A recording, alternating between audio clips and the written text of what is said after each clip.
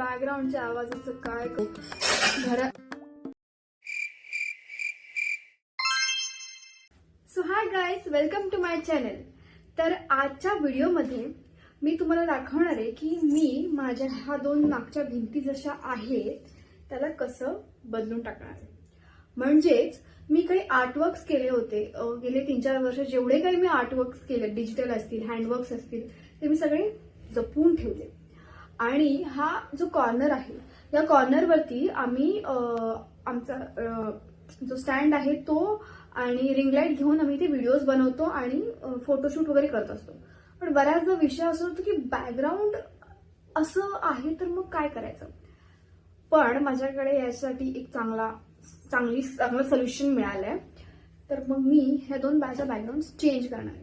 So first of all हा मी cardboard आणला होता काल. सॉरी, माउंट बोर्ड आहे हा, त्याला माउंट बोर्ड म्हणतात. तर तो मी काल आणला होता आणि माझा हिशोब होता की मी हा असा इथे लावेल आणि आपलं जे काय असेल ते आपण सुरू करूया. आणि त्याच्या आधी मी काही दिवसांपूर्वी हे पेपर्स आणले होते. पण आमच्या बाजूला एक मुलगी राहते छोटी, तर तिने तिचे इथे छापे लावलेत. शुभ लाभ अशी ती लावून गेलेली आहे. पण हे आता मला काढावं लागणार आहे. तर मग माझे काही आर्टवर्क्स आहेत, तर मी भिंत डेकोरेट करण्याच्या आधी, त्याचा लुक चेंज करण्याच्या आधी मी काय आर्टवर्क्स केले ते मी तुमच्यासोबत शेअर करणार आहे. So let's go. ही जी पिशवी आहे ही एवढीच पिशवी वापरणार आहे, कारण का आता सध्या माझ्या इथे या घरात एवढंच काम माझ्यासोबत आहे. बाकीचं मी सगळं दापोलीला ठेवलंय. ही आहे माझी स्केचबुक. म्हणजे मी काही दिवसांपूर्वी विकत घेतली होती आणि ह्याच्यामध्ये मी जी हँडवर्क कामं केली आहेत ह्या आधी, ती सगळी कामं मी ह्याच्यात कट करून चिटकवली. तो मी ती करून तुम्हाला दाखवणार आहे. जास्त कामं नाही आहेत, पण मला जी बेस्ट वाटलेत कायमची ती कामं मी ह्याच्यात लावलेत. आणि मी मुद्दामच ही फटाफट दाखवणार, कारण का आपला व्हिडिओ खूप मोठा होईल आणि मग तुम्ही बोर व्हाल. So let's go. तुम्हाला जर डेटॉल सोबत विकत वगैरे घ्यायचा असेल तर माझ्याकडे येऊ नका, हे कारण का हे फक्त चित्र आहे. ओके. हे काम मी लॉकडाऊन मध्ये केलं होतं, कारण का लॉकडाऊन मध्ये काहीच काम नव्हतं आणि मी तेव्हा फाउंडेशनच्या इयरला होते. सो आमची परीक्षा बाकी होती, तर मी म्हटलं की आपण रोज प्रॅक्टिस करूया. सो घरात जी वस्तू मिळायची ती मी घेऊन असं करत बसायचे. ही सुपारी आणि हे चुन्याची डबी, जी ऑलमोस्ट सगळ्या घरांमध्ये असतेच, गावी तर असतेच. हे कप आणि ही कैरी आहे. तेव्हा मे महिना पण होता, तर ह्या गोष्टी सहज मिळत होत्या. ज्या मिळत होत्या त्या घेऊन मी काम करत होते. त्यानंतर हे एव्हरेस्ट मसाला, पाणीपुरीचा एव्हरेस्ट गरम मसाला.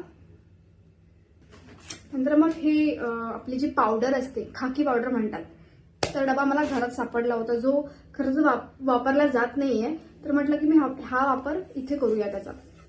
तर हे एक असाइनमेंट होती माझी, तर ती खरं तर मला खूप आवडली होती, पण ती एक्झिबिशनला लागली नाही. तर मग मला त्याचं वाईट वाटलं होतं, पण मग मी ती जपून ठेवली, कारण माझी फेवरेट आहे ना ती. तर टोमॅटो केचप आणि टोमॅटो आणि मिरची. त्याच्यानंतर आहे टिन. हे आहे मारी बिस्किट आणि चहाचा कप. नंतर गावी असताना आमच्या समोरचं जे घर आहे, आप्पांचं घर आहे ते, तर ते मला फारच कायमच असं अट्रॅक्टिव्ह वाटतं. त्याचा जो वाडा आहे तो वाडा, आणि हे ते बघूनच असं वाटतं की वाव, हे खूप भारी आहे. मी नेहमी मोस्ट ऑफ टाइम प्रॅक्टिससाठी हेच करत राहायचे. मला हे खूप आवडतं. लँडस्केप केलं होतं वॉटर कलरमध्ये. त्यानंतर हे प्रॅक्टिस वर्क आहे. कारलं थोडंसं भुरकट झालंय, कारण का ते पेन्सिल वर्क होतं आणि ते असं एकमेकांवर लागून असं थोडंसं खराब झालं, पण तरी पण मला ते आवडतं. So I am going to decide की कुठलं लावायचं आणि कुठलं ठेवून द्यायचं.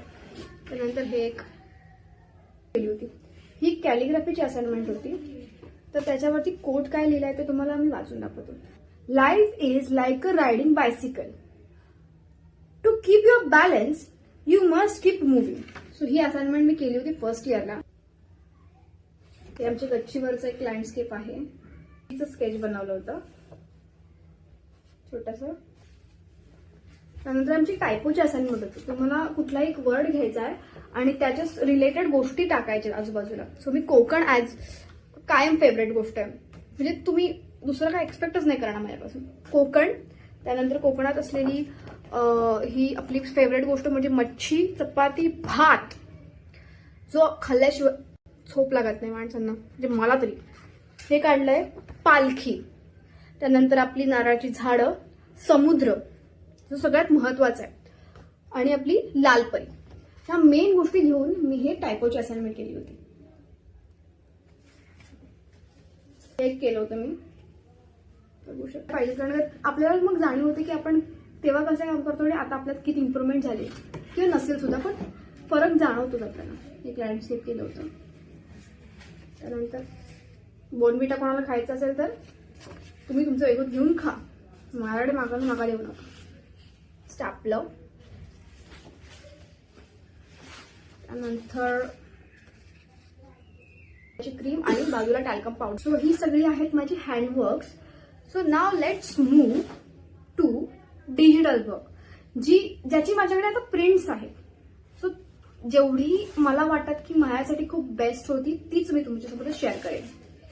तीच मी तुमच्यासोबत शेअर करणार आहे. बाकीची मी करत नाही ह्याचा अर्थ असा नाही की माझी कामं एवढीच आहेत.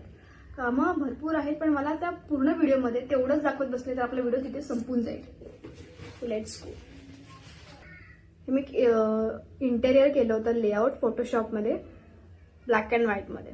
हे एक लेआउट केलं होतं जे मी पेंटॅप यूज करून करत असते. तुम्हाला पेंटॅप कसा असतो तुम्हाला माहिती नसेल तर मी नेक्स्ट व्हिडिओमध्ये नक्की दाखवेन. आणि जर तुम्हाला बघायचा असेल तर मग मला कमेंट करून नक्की सांगा की तुझा पेंटॅप कसा यूज करतेस, तो आम्हाला त्याचा वेगळा व्हिडिओ बनवून मला दाखव. ओके. हे आहे, एक लेआउट केलं होतं. एवढी काही डिजिटल पेंटिंगची कामं आहेत ती सगळी मी फोटोशॉपमध्ये केली, कारण मला फोटोशॉप साठी म्हणजे डिजिटल पेंटिंगसाठी फोटोशॉप एकदम बेस्ट आहे. हे एकदम मला फेवरेट काम आहे माझं.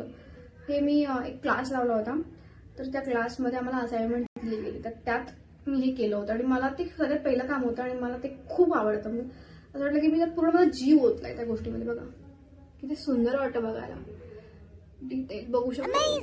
आणि ह्याला जर तुम्हाला क्लिअर बघायचं असेल तर माझं इंस्टाग्रामवरती पेज आहे बिझी पॅलेट. तर तुम्ही त्या मध्ये जाऊन माझं हे स्केच जे मी पोस्ट केलं ते बघू शकता. आणि जर आवडलं तर लाईक, कमेंट आणि शेअर करायला विसरू नका. बघायला किती छान वाटतं, बघू शकता तुम्ही किती छान आहे हे, किती छान आहे. हा ना, क्यूट वाटतं. तिला मी हे पण मी इंस्टाग्रामवरती पोस्ट केलं. त्याच्यासोबत तिने जे कॉस्ट्युम घातले अमेझिंग, आणि त्यावर ते गाणं लावले मी ऐका दाजीबा. त्यामुळे ते बघायला इतकं क्यूट वाटतं सिरियसली. हा एक माझा खूप चांगला खास मित्र आहे. त्याचं मी हे स्केच बनवलेलं होतं पोर्ट्रेट, आणि त्याचं पण मी पोस्ट केलंय. तर मग ही सगळी जी कामं जर तुम्हाला आवडली असेल तर तुम्ही माझ्या पेजमध्ये जाऊन मला लाईक, कमेंट, शेअर करा. आणि जर फॉलो केलं नसेल तर फॉलो करायला पण विसरू नका. संतोष काका. मी रिसेंट एक छोटंसं पेंटिंग केलं होतं, मी ऑफिसमध्ये लावलं होतं, तर मी आता घरी घेऊन आली आहे. ह्या पेंटिंगचा असं मला एक थोडं अबस्ट्रॅक्ट टाईपमध्ये करायचं होतं. पेंटिंगचा अर्थ मी तुम्हाला शॉर्टमध्ये सांगते की दोन बाजू आहेत आणि मध्ये एक पार्टिशन आहे. तर ह्या गोष्टीला मी रिलेट केलंय माझ्या थॉट्ससोबत, माझ्या विचारांसोबत. सो यामध्ये मी दाखवलंय की हे खूप सटल आहे, म्हणजे डार्क टू लाईट कडे जाणारे शेड्स आहेत. हे बघा, ज्यामध्ये ब्ल्यू आहे, ब्ल्यू मध्ये थोडं थोडं लाईट होतं, ते व्हाईट कडे निघून जातात, पण खूप सटल वे मध्ये निघून जातात आणि बघायला पण ओके आहे, लुकिंग गुड, नाईस. आणि या बाजूला वेगवेगळे रंग आहेत, म्हणजे येलो आहे, थोडंसं ऑरेंज आहे, थोडंसं रेड आहे, रेड पिंक आहे, म्हणजे एकदम असं क्रिम्झन रेड आहे, मग थोडा लाईट पिंक तिथे दिसू शकतो तुम्हाला, थोडं व्हाईट कडे जाणारं शेड. तर हे खूप सारे रंग एकत्र आलेले आहेत, पण तरी पण बघायला खूप छान वाटतंय. म्हणजे हे अट्रॅक्टिव्ह वाटण्याची बाजू आहे. तर पण मुद्दा असा होतो की आपल्याला इथे बघताना फार विचार करायला लागतो की नक्की कोणता रंग आहे, इथे कोणता शेड आहे, हेच विचार करायला लागतो. आणि इथे आपल्याला प्रॉपर म्हणतात ग्रे स्किन दिसते की डार्क टू लाईट. इथे सॉर्टेड आहे, इथे थोडंसं कन्फ्युजन आहे. सो मला असं वाटतं की हे माझे विचार आहे. इथे मी खूप सॉर्टेड आहे या बाजूला आणि या बाजूला मी खूप कन्फ्युज आहे. But I am happy with this confusion.